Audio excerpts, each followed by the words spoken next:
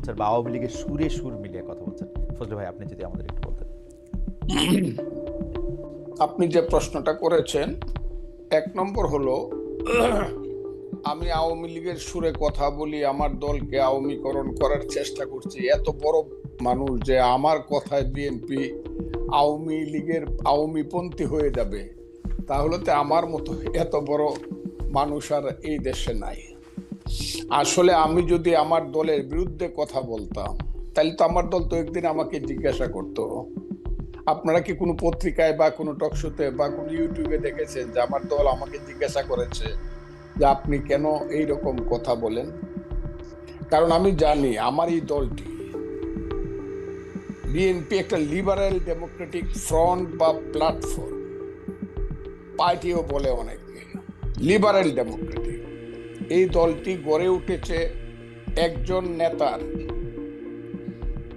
নামে বা একজন নেতা যার নাম শহীদ প্রেসিডেন্ট জিয়াউর রহমান।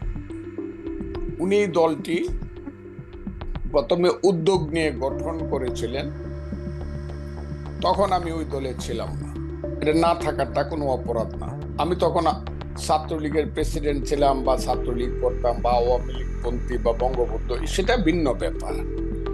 কিন্তু আমি আওয়ামী লীগ ছেড়ে যখন আমি বিএনপিতে গেলাম, সবকিছু জেনে শুনেই বিএনপি আমাকে ওখানে নিয়েছে। এবং বিএনপিতে যখন 2018 সনে আমাদের নেত্রী দেশনেত্রী বেগম খালেদা জিয়া জেলে চলে যাবেন 8ই ফেব্রুয়ারি 2018 সন, এর 5 দিন আগে 3রা ফেব্রুয়ারি লা মেরিডিয়ানে একটা মিটিং হয়েছিল উত্তরায়। ওখানে বাংলাদেশে শুধু আমাদের নেত্রী দেশনেত্রী বেগম খালেদা জিয়া সবাইকে বলেছে, আমি শুধু আজকে একজনের বক্তব্য শুনবো, ফখরুল ইসলাম আলমগীর, তুমি অ্যাডভোকেট ফজলুর রহমানের নাম ঘোষণা করো। কাজে যিনি সব আমার মাথার উপরের সমস্ত স্থায়ী কমিটির নেতাকে রেখে শুধু ফজলুর রহমানের বক্তৃতা শুনতে চায়, আমার কথায় দলের ক্ষতি হবে এবং দল আমার কাছে জানতে চাবে আমি কি বলেন। না, এটা দর্শকদের কথা। আমাদের মনে হয় যে এই আমি ওই দর্শকদেরকে চিনি।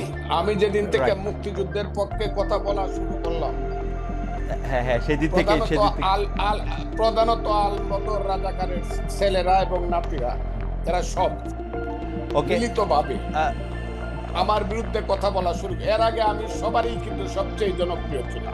আচ্ছা, এই দেশে যে 5ই আগস্টের আন্দোলন হয়েছে, আমি চ্যালেঞ্জ করলাম, মাসুদ স্বীকার করে, আমার সন্তান তুলে স্বীকার করবে জানি না, দেশের ভিতরে আমি হাসিনা সরকারের বিরুদ্ধে যা করেছি এবং বলেছি, কোনো বাপকা বেটার সেই বুকের পাটা নাই, প্রত্যেক মুহূর্তে মৃত্যু চিন্তা করে সব কথাগুলো আমি বলেছি। ঠিক আছে ফজলু ভাই, আমি শুধু 2-3টা জিনিস একটু খালি ক্লিয়ার হওয়ার জন্য। এক হচ্ছে যে আমিও আপনার সাথে একমত যে হয়তো আপনার কথাগুলি জামায়াতের এগেইনস্টে গেলে জামায়াত এবং তার ছাত্র সংগঠনের লোকেরা নানা ধরনের কথা বলতে পারে। আমি শুধু 2-3টা জিনিস একটু কুইকলি জানতে চাই। 90-এর গণ আন্দোলনের পরে 3 জোটের রূপরেখাতে যখন ছিল কোনো দলই স্বৈরাচার বা রাজাকারদের কাউকে নিবে না, বিএনপি সবার আগের থেকে গিয়ে যখন তাদেরকে নিল বা 2001 সালে যখন তাদেরকে পতাকা দিল গাড়িতে, তখনও কি আপনি একইভাবে প্রতিবাদ করেছিলেন? আমি প্রতিবাদ করা না করার প্রশ্ন না, তখন আমি বিএনপি করতাম না। তখন আমি বাংলাদেশে কৃষক শ্রমিক জনতা লীগ নাম, কাদের সিদ্দিকী সাহেবকে নিয়ে, বীরুত্তমকে নিয়ে আমি একটা নতুন দল করেছিলাম, যার নাম কৃষক শ্রমিক জনতা লীগ। এবং 2001 সনে আমি গামছা মার্কা নমিনেশন নিয়ে, গামছা মার্কা নিয়ে ইলেকশন করে আব্দুল হামিদের সাথে কন্টেস্ট করে, অনেকে বলে পাস করছিল, গণায় আমি ফেল করছিলাম, তাদের গণায়। আমার কথাটা বুঝেন, আমার ওইটা আপনি দেখে নেন, আমার সাথে গামছা মার্কা এবং নৌকা মার্কা ভোটের ডিফারেন্স কত ছিল। যা হোক, আমি সেটা বলতে চাই না। কাজে আমার তখন প্রতিবাদ করা না করা, আমি তখন আরেকটি রাজনৈতিক দল করতাম। এখন যদি আপনি আমাকে 26 বছর পরে জিজ্ঞাসা করেন আপনি প্রতিবাদ করছিলেন কিনা, আমি তো সেদিন বিএনপি করতাম। ওকে, এটুকু আমার জানা ছিল। আপনি যখন বিএনপিতে জয়েন করেন তখন কি এই ব্যাপারগুলিকে এভাবেই দেখে আসতেছেন? তো আপনি যখন বক্তৃতা দিচ্ছেন, বেগম জিয়াও শুধু আপনাকে শুনতে চাচ্ছেন, তখনও কি আপনি এই ব্যাপারগুলিকে এইভাবেই পাশে আসছেন? কেন আমি এই প্রশ্ন করছি, আমরা কিন্তু দেখেছি যে বিএনপির বর্তমানে যিনি ভারপ্রাপ্ত চেয়ারম্যান আছেন, তিনি বঙ্গবন্ধুকে পাক বন্ধু বলেছেন একাধিকবার। তো সেইটা আপনার রাজনীতির সাথে ঠিক নাকি বিএনপি একটি বহু মতের দল? আমি বলি বিএনপি, আমি বললাম বহুমতের প্ল্যাটফর্ম। এখানে অনেক ফুল আছে এই বাগানে, অনেক ধরনের ফুল আছে। আমি সেখানে গেছি এবং কথা বলেই গেছি। তখন তারেক রহমান সাহেব দেশে ছিলেন না। আমি যখন বিএনপিতে গেছি, দুনিয়ার কেউ বিএনপি করে না 2006 সনের নভেম্বরের পরে। আমার কথাটা খুব বুঝার চাই, কেউ বিএনপি করে না। জামাতও বিএনপির থেকে সরে গেছে। আমি যখন বিএনপিতে গেছি তখন তারা দূরে দূরে চলে গেছে, 1-11 আইসা গেছে। আমার কথাটা বুঝলেন, আমি তখন কিন্তু বিএনপিতে গেছি দুঃসময়ে, এবং আমি সব কথা বলে গেছি। আমার কথাটা খুব ক্লিয়ার। আমি দেশনেত্রী বেগম খালেদা জিয়ার কি বলবো কি করব আমি তো ক্লিয়ার বলে গেছি, আমি আপনার দল করব, আপনি আমাকে চান। দেখেন উনি কিন্তু এখনো জীবিত, কাজে উনি কথাটা লন্ডন থেকেও শুনবেন, সবাই শুনবে।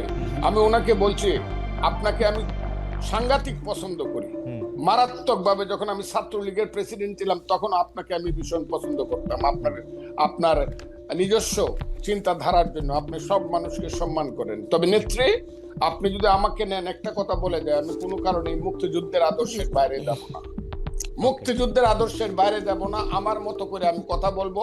এতে যদি আপনি আমাকে নেন, নিবেন, না হলে নিয়েন না। আমি সব কথা বলেই গেছি। কিন্তু আপনারা, আমি এই সরকারের বিরুদ্ধে ক্রিটিক্যাল। এই সরকার যারা আনছে, আমি এখনো চ্যালেঞ্জ করছি। গত 10 বছর, আমি 15 বছর আওয়ামী লীগ সরকারের বিরুদ্ধে আমি যা করছি, আমি যা বলছি, আমার নামে যে রাষ্ট্রদ্রোহ মামলা হয়েছে, আমাকে যে আমেরিকাতে নির্বাসনে রাখা হয়েছে, আমাকে যে জেলে রাখা হয়েছে, এই আমি 10 বছর বাড়িতে যেতে পারি নাই, মা বাবার কবর জিয়ারত করতে পারি নাই হাসিনা সরকারের সমালোচনা করার কারণে। আমি যতবার হাসিনা সরকারকে ফ্যাসিস্ট বলছি, ফ্যাসিস্ট বা যে শব্দটা, এটি আমি প্রথম এস্টাবলিশ করছি সবার আগে। আমি একটা কথা সবসময় বলি, what Bengal things today, rest of India things tomorrow. Gokhale নামে একজন মহান ব্যক্তি এই কথাটা বলেছিল। আমি একটা বলতে চাই, আমি ওই দিন জনসভায় বলছি যে আমি যা বলি তার অনেক দিন পরে অনেকে সেই কথাটা বলে। এই সরকার ক্ষমতায় আসার পিছনে, ক্ষমতায় বলবো না, দায়িত্ব পাওয়ার আসার পিছনে আমারও অনেক বেশি প্রচেষ্টা আছে, জীবন মৃত্যুর খেলা আছে। আমার ছেলেগুলো রাত্র 3টার সময় বাইরে হয়ে গেছে, খুঁজে পাইনি, 5 দিন বাসায় আসে না। এগুলো আমরাও মাঠেও ছিলাম, বক্তব্য ছিলাম। ফ্রান্স বিপ্লব যে হয়েছে, বিপ্লবের কয়জন নেতার নাম আপনি বলতে পারবেন? কিন্তু ভলটেয়ার, রুশো, যারা ফিলোসফিক্যালি মানুষকে উদ্বুদ্ধ করছে, তাদের নাম বলতে পারবেন।